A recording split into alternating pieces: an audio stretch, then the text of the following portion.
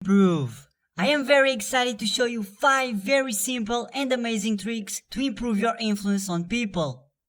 Maybe at times you feel appreciated by people. You probably want to have more friends. You want people to like you. The solution is having influence on people so they can value and accept your requests and your opinions.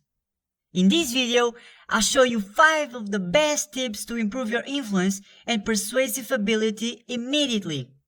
But before I start, I have a disclaimer to make. These techniques are powerful, and even if you want to reach your goals, remember to use them carefully, because the other may feel manipulated and react in a negative way in future interactions with you. So let's start with the first technique. It is the base for all the other 4 techniques, so watch carefully till the end to become a Jedi Master. Tip number 1. Ask. Sometimes getting what we want involves just a simple question. For many, it is intimidating just to ask something. When we do a request, we think we are bothering the other person, and we don't like to receive a no as an answer.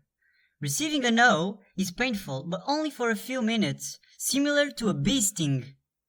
On the other hand, the regret you feel for not making the request is long-lasting and much worse, as if a scratch record is playing on your head.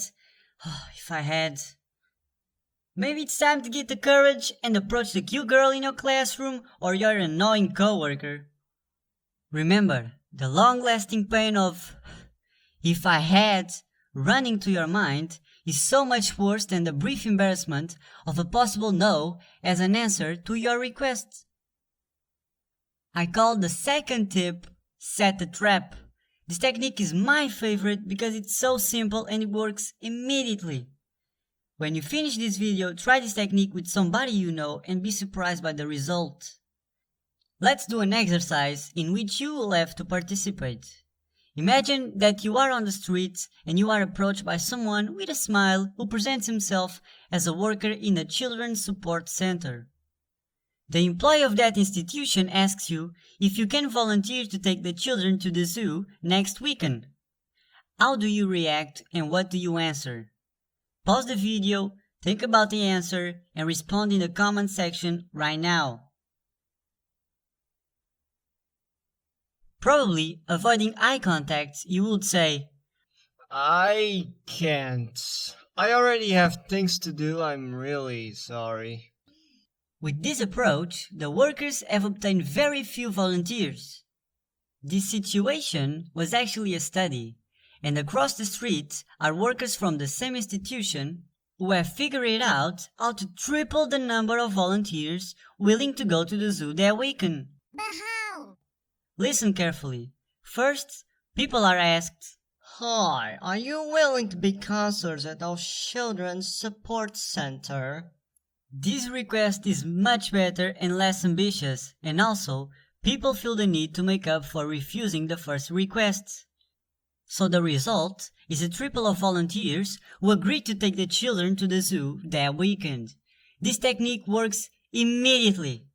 The next time you want to do a request, try to do an ambitious one, and then if people say no, don't back down and do a second request, and most likely they will accept.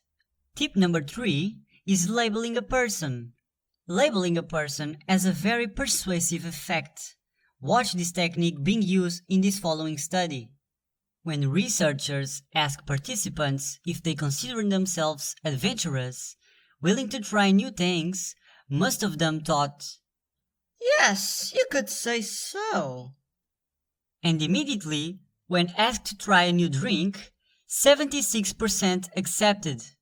This number is impressive, since in the same experience, when asked only if they would try the new drink, only 33% of the people agreed to try the new drink. Before asking help to someone, ask them first if they consider themselves helpful. What person considers themselves helpful and immediately refuse a request for help? Ha! Checkmate! Tip number 4 is emotion.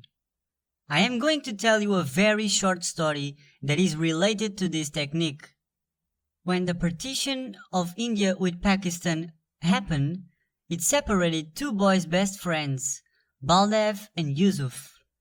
Baldeff's granddaughter knew about the story and decided to find the grandfather's old friend. With a lot of work and the help of the internet, she succeeded, and after 6 decades, they reunited in emotion. This is an exciting story, but it's also a Google commercial to promote the search engine that was used as a tool for discovery and linking in this story.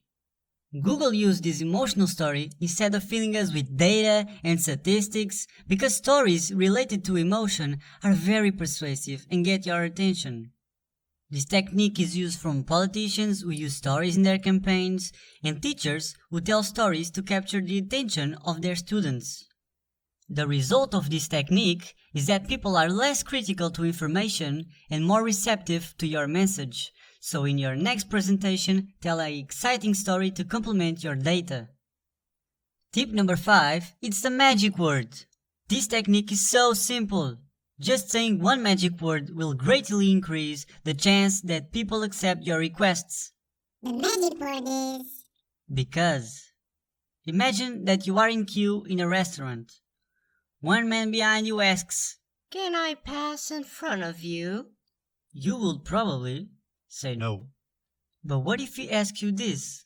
"Can I pass in front of you because I'm running late for work?" If you have time, you don't even care and let him pass. This is because the man gave you a reason. The word because is very persuasive and it's used in many situations. So when you ask someone for something, remember to explain why. I hope you enjoyed the video. Make sure to comment if you want a part 2 and make sure to subscribe to support the channel. And jump to improve!